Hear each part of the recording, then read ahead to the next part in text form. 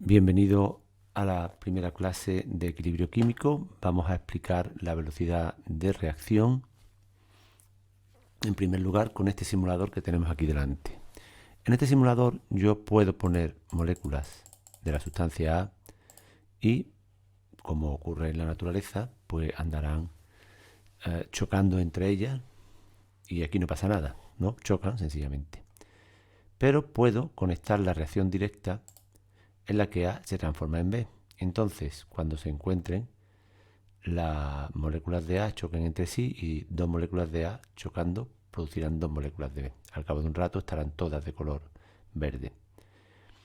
Pero claro, todas las reacciones se producen cuando el choque es el adecuado. Es el adecuado porque está orientado.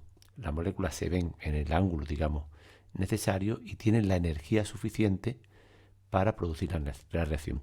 Y esto está aquí representado con lo que pone aquí de reacción directa y el 50%. Es decir, la reacción directa de A transformarse en B tiene el 50% de probabilidad, es decir, de 100 choques, 50 darán reacción y 50 pues no, chocan y ya está. Si ponemos un 100%, ahora todos los choques de A con A serán reactivos y producirán B. Entonces, en cuanto se encuentren, pues a la primera que se encuentren, producirían ya la reacción. Pero yo también puedo conectar la reacción inversa.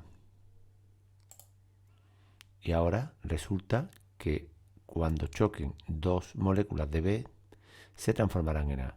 De manera que yo puedo jugar con este simulador poniendo diferentes probabilidades de reacción y tanto para la reacción directa como para la reacción inversa. Puedo calentar también, con lo cual la agitación térmica hace que las moléculas produzcan más choques a más velocidad, la reacción será más rápida, y puedo enfriar, con lo cual los choques disminuyen porque la velocidad media de las moléculas también disminuye.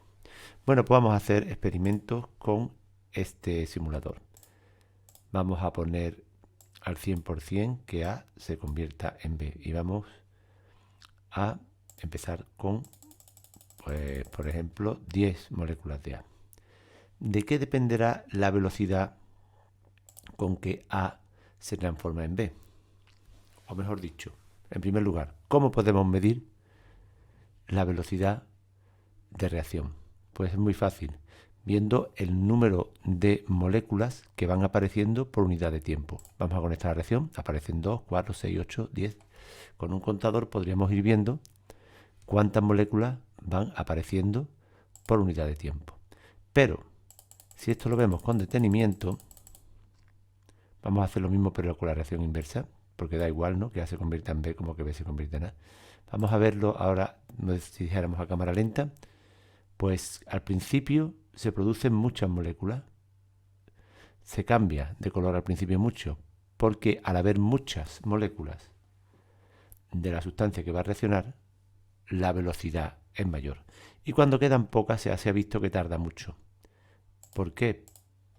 Porque tardan en encontrarse porque hay pocas. Es decir, en una primera aproximación, la velocidad con que se produce una reacción, vamos a medirla por el número de moléculas que hay por unidad de tiempo, es decir, estaremos midiendo la concentración por unidad de tiempo y esta concentración por unidad de tiempo, mientras mayor sea, mayor velocidad de reacción se producirá.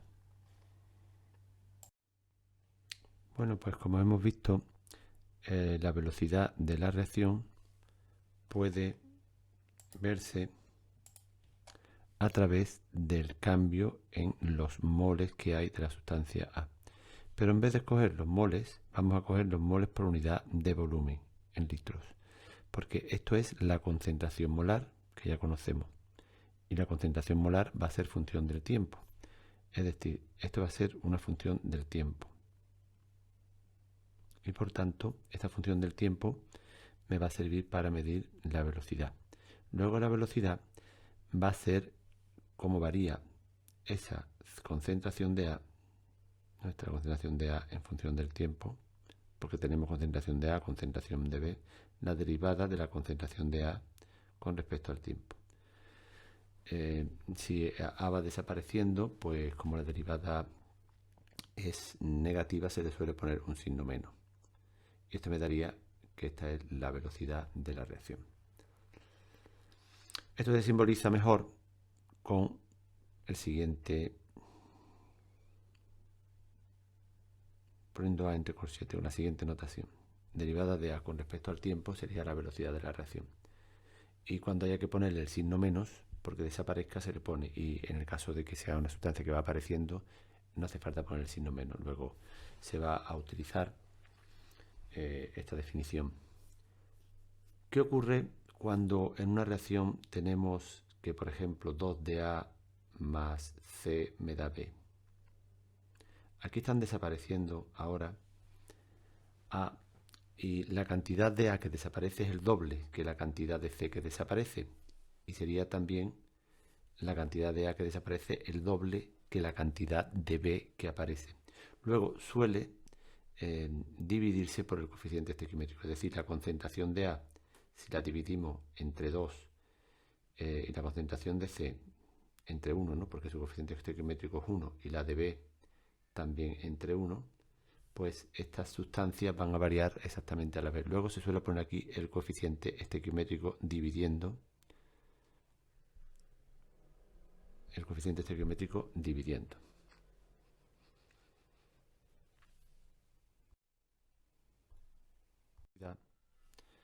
Va a depender de la concentración. Es decir, si tenemos 100 moléculas de A, pues la velocidad será X. Pero si tenemos 200, la velocidad sería el doble. Por tanto, lo primero que podemos decir de la velocidad, ya que la hemos definido, sería que es proporcional a la cantidad que hay de esa sustancia. Digamos que si A se transforma en B, la variación, la velocidad esta de A transformándose en B sería esta proporcional a la concentración de A, pero si la reacción se puede dar en el sentido contrario, podríamos tener, como hemos visto en la simulación, que la cantidad de B que desaparece depende de las bolas de B que hay y es proporcional a ella por esta constante. Pero claro, esta constante no tiene por qué ser la misma que esta. Le ponemos la flechita, constante hacia la derecha y constante hacia la izquierda. Si el equilibrio fuera más complejo, por ejemplo, en el caso de que A más B diera C más D, entonces, ¿qué ocurre? Que una molécula de A tendría que chocar con otra molécula de B. Deberían encontrarse. Si duplicamos las moléculas de A, se duplicaría la velocidad porque habría doble de probabilidad de que A encontrara B. Por tanto, en este caso ahora, tendríamos que la velocidad hacia la derecha pues sería proporcional a la concentración de A multiplicada por la concentración de B. Esta sería la constante de la reacción directa. Pero la reacción inversa también tendría su constante inversa, pues C y D, multiplicándose.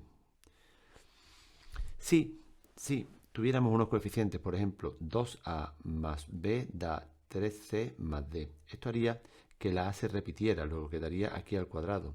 La B, como llevaría un 1, pues elevado a 1, la C elevado a 3 y la D elevado a 1.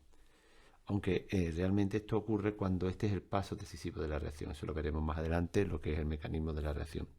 Pero de momento podemos decir que las velocidades de las reacciones son proporcionales a los reactivos que chocan, ¿no?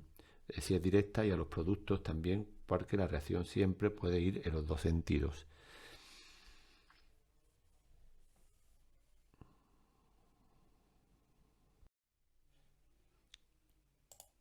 Así pues, para una reacción genérica en la que A de A más B moles de B me dan C moles de C más D moles de D, se podrán producir las dos reacciones, tanto A chocando con B para dar C y D, como C chocando con D para dar A y B.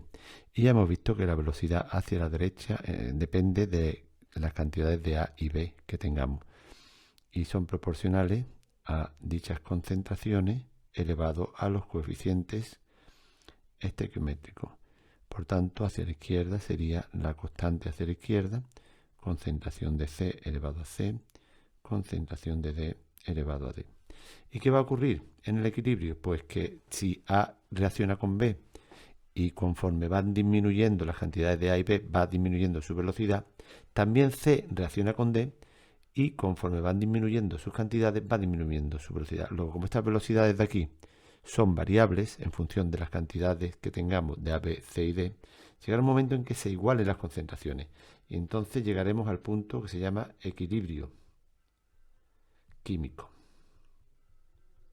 El equilibrio químico se produce cuando las velocidades de las reacciones directas e inversas se igualan.